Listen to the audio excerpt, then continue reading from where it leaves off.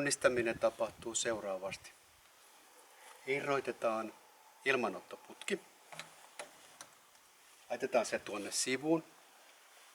Sitten tällä johdolla laitetaan tähän liittimeen kosketus, jolloin syntyy hehkutus.